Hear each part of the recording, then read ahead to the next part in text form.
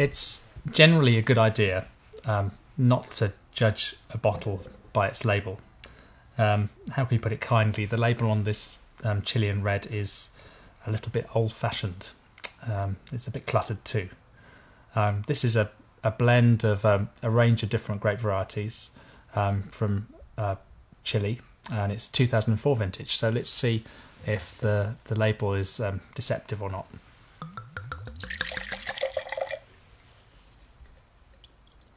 Immediately on pouring, you can see that the colour's not quite as dark as you'd usually encounter from a Chilean red. There's a bit of a sort of a brick red edge to it.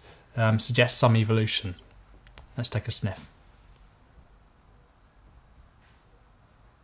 It's a really knockout nose. It's really aromatic. It's quite powerful. There's a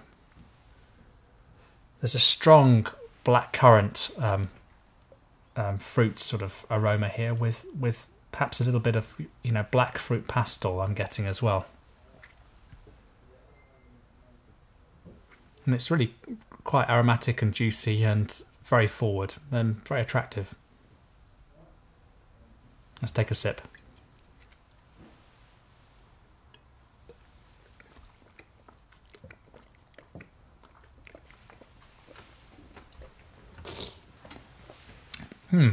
There's a lot of flavour there. I like the fact that it's quite savoury. There's lots of fruit, but there's also a nice savoury, earthy edge to it. It's interesting looking on the back label.